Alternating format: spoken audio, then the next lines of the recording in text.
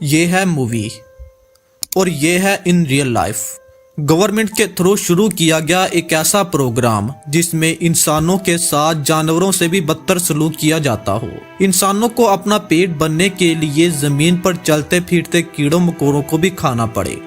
वहां पर मौजूद लोगों को पूरे साल के लिए सिर्फ एक ही ड्रेस दिया जाता हो और 30 से 40 लोगों को सिर्फ एक ही टूथब्रश का इस्तेमाल करना हो। Welcome to this channel.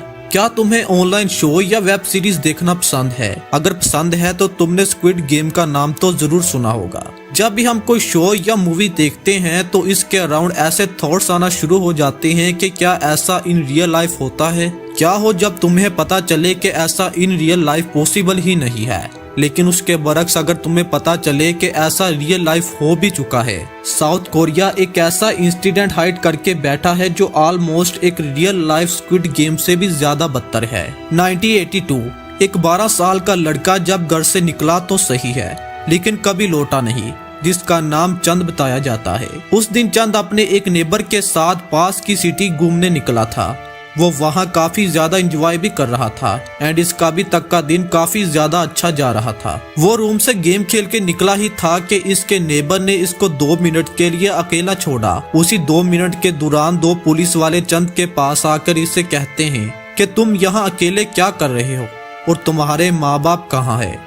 ये सब सवाल पूछने के बाद वो चंद को अपने साथ पुलिस स्टेशन ले जाते हैं, ये बोलकर के हम तुम्हें घर पहुंचाएंगे। लेकिन चंद को नहीं पता था कि पुलिस वालों पर भरोसा करके इसकी जिंदगी हमेशा के लिए बदल जाएगी। इस हादसे के बाद काफी सारे बच्चे ऐसे ही गायब होने लगे। 1983 इन्हीं में से एक लड़की जो सिर्फ 7 साल की थी जब ये सब हुआ। ली और इसके छोटे भाई को पुलिस वाले स्टेशन ले आते हैं, यही सब वादे करके कि हम तुम्हें घर पहुंचाएंगे जो इन्होंने चंद के साथ किए थे। लेकिन जैसे ही ली और उसका छोटा भाई स्टेशन से बाहर निकलते हैं तो इनके सामने एक सफेद रंग की वैन खड़ी हुई जो इनका इंतजार कर रही थी। इसके बाद ली और उसके भाई को जबरदस्ती वैन में बिठाया जाता है और जब वो वैन में बैठते हैं तो इनको रियलाइज होता है कि वो इस वैन में अकेले नहीं थे। वहाँ पर काफी सारे बच्चे, बूढ़े, जवान और हर एज ग्रुप का इंसान बैठा हुआ था और वैन जहाँ जाकर रुकती है वो जगह किसी नरक से कम नहीं थी। जरा सोचिए, एज अ चाइल्ड अगर आप अपने स्कूल से निकलें और अपने घर के लिए रवाना हो,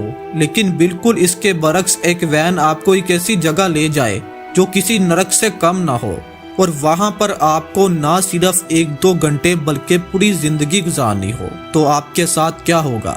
जब वो छोटे बच्चे वहाँ का माहौल देखकर डर के रोने लगे तो वहाँ पर मौजूद जो गार्ड खड़े हुए थे, इन्होंने इन छोटे छोटे बच्चों को बहुत बुरे तरीके से पीटना शुरू कर दिया और अब यही टॉर्चर इन बच्चों को अपनी पूरी जिंदगी जीना होगा।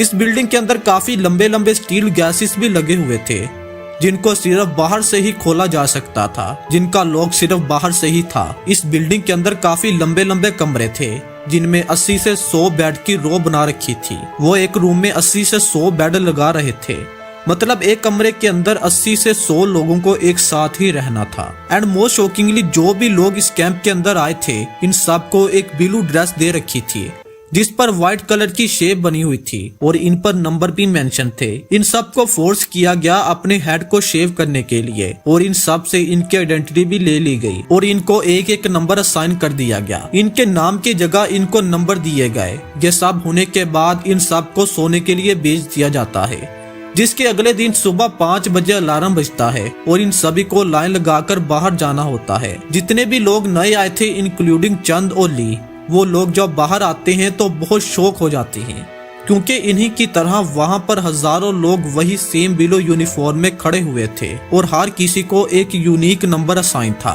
क्या करना है, क्यों करना है और कैसे करना है किसी को भी कुछ नहीं पता था। सब लोग एक दूसरे को देखकर काम कर रहे थे और जो काम नहीं कर रहा था इसको बहुत बुरे तरीके से पीटा जा रहा था। एक काफी शॉकिंग चीज जो इस गेम में इन लोगों के साथ की जाती है कि 120 लोगों के ग्रुप में सिर्फ 30 टूथब्रश दिए जाते थे, जो इन लोगों को आपस में एक ग्रुप बनाकर एक एक टूथब्रश को शेयर करना पड़ता था। वो 30 से 40 लोगों का एक ग्रुप बनाते थे और इसी ग्रुप में एक टूथब्रश को यूज करना था और काफी सारे लोग तो टूथब्रश का यूज ही नहीं करते थे, जिसकी वजह से काफी लोगों की डेंटल हेल्थ की तो माँ बहन हो रही थी।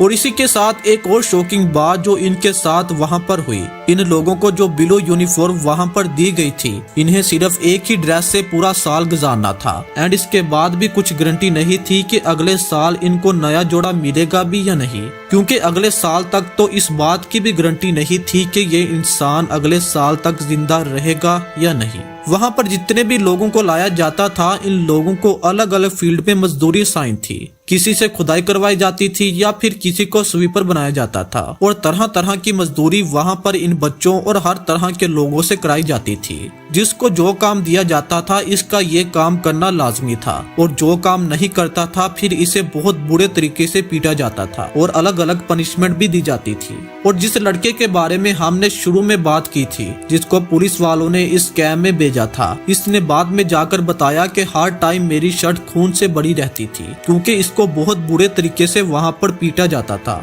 और ये सब डेली बेसिस पर होता था। इन लोगों को वहां पर ना के बराबर खाना दिया जाता था। खाना इतना कम था कि वहां पर अगर किसी को कीड़े या फिर चूहे भी मिलते थे तो लोग इनको भी मारकर खा लेते थे। अपना पेट भरने के लिए लोग कुछ भी कर सकते थे। और वहां पर एक फीमेल सेक्शन भी मौजूद था जिसका हाल लड़कों के सेक्शन से भी काफी बदतर था, क्योंकि वहां पर डेली बेसिस पर इन फीमेल्स के साथ बहुत गलत किया जाता था। और जब कोई फीमेल इसी वजह से प्रेग्नेंट हो जाती तो डॉक्टर वहां पर आकर इनको तरह तरह के इंजेक्शन लगाकर इनका अबॉर्शन करते थे। इसी तरह वीकनेस की वजह से कई सारी लड़कियां तो मौत का भी शिकार हो जाती थी। और यहाँ पर एक बहुत शॉकिंग बात है कि ऐसे काम सिर्फ यहाँ पर लड़कियों के साथ ही नहीं बल्कि लड़कों के साथ भी किए जाते थे।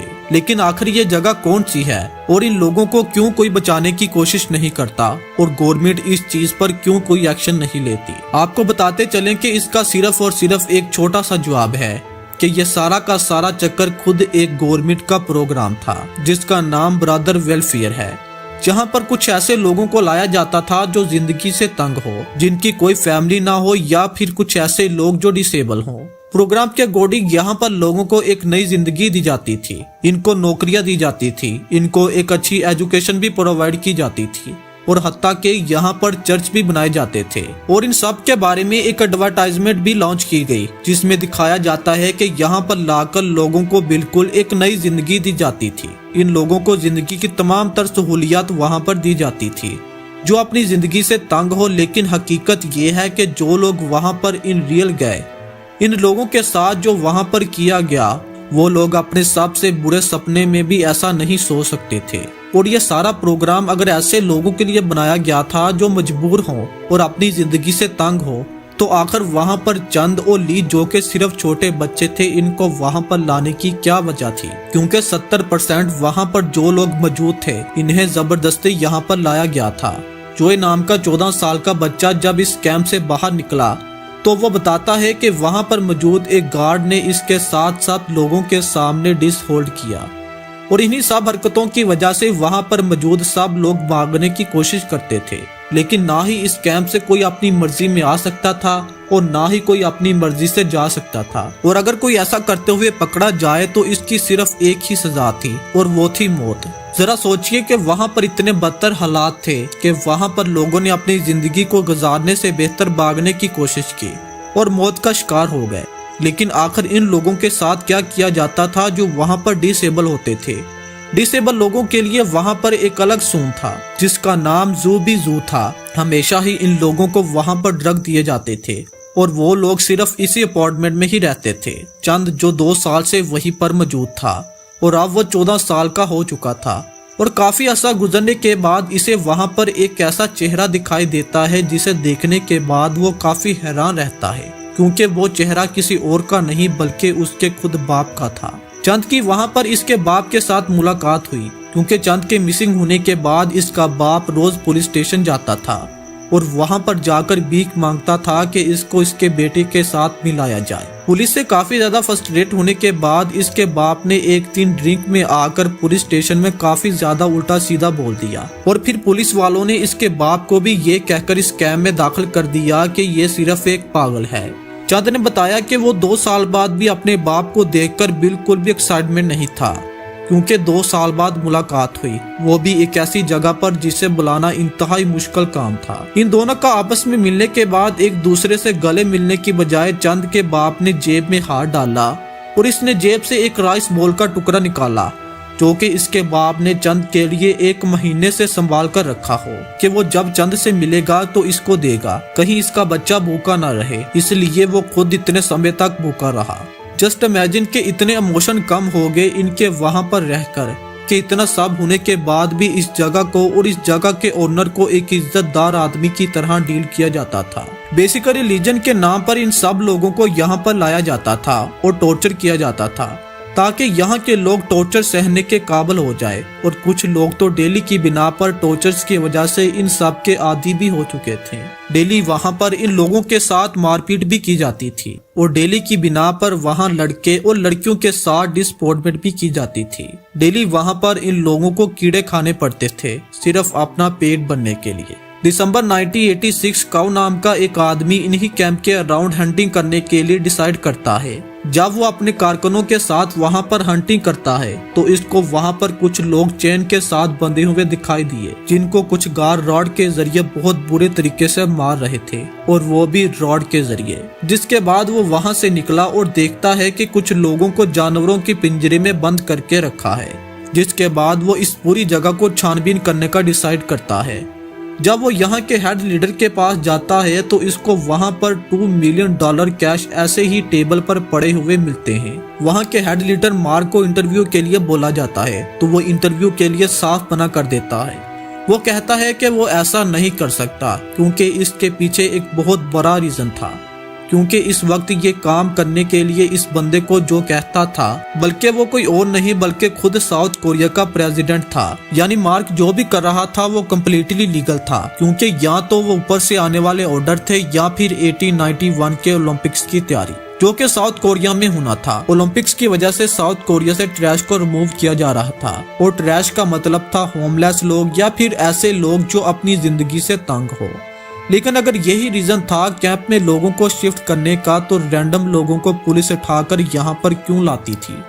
क्योंकि हर रैंडम इंसान को इस गेम में भेजने के बदले पुलिस को पैसे मिलते थे और साथ ही इनकी प्रमोशन भी होती थी, और इसी लालच की वजह से पुलिस ने रैंडम लोगों को भी यहाँ भेजना शुरू कर दिया। इमेजिन करें कि जिस पुलिस को सबसे ज्यादा रिस्पॉन्सिबल होना चाहिए, जिस पर आप यकीन करते हो कि आपके साथ कुछ भी गलत हो तो वो सबसे आगे हो, वही पुलिस कहीं आपकी ही किडनैपर न बन जाए। 1987 में इनकी एक न्यूज लीक होने के बाद इस कैंप को बंद कर दिया गया, लेकिन गवर्नमेंट प्रोग्राम होने की वजह से इसका नाम और लोकेशन चेंज करके इसे दोबारा कंटिन्यू किया गया। इसी शिफ्टिंग के दौरान चंद के फादर की भी डेथ होगी और चंद को इसके पीछे का रीजन भी नहीं बताया गया। लेकिन वहाँ के हालात देखकर तो इस बात का अंदाजा लगाना मुश्किल काम नहीं था कि इनकी मौत यहाँ पर किए जाने वाले टॉर्चर की वजह से हुई।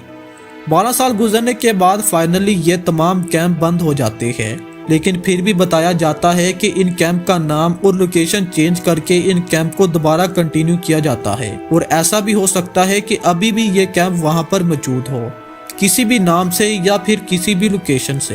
तभी तो आपने नोट किया है कि अगर किसी भी मुल्क में कोई बड़ा इवेंट हो तो सड़कों पर मौजूद तमाम होमलेस लोग अचानक कहां गायब हो जाते हैं। आई होप कि आपको आज की वीडियो जरूर पसंद आई होगी और आपने स्क्विड गेम की रियलिटी के बारे में अच्छी तरह जान लिया होगा। इसके बारे में आप क्या राय रखते हैं इसका इज़हार कमेंट सेक्शन में जरूर करें। तो मिलते हैं इंशाल्लाह एक अगली नई वीडियो के साथ। अपना बहुत सा ख्याल रखिए।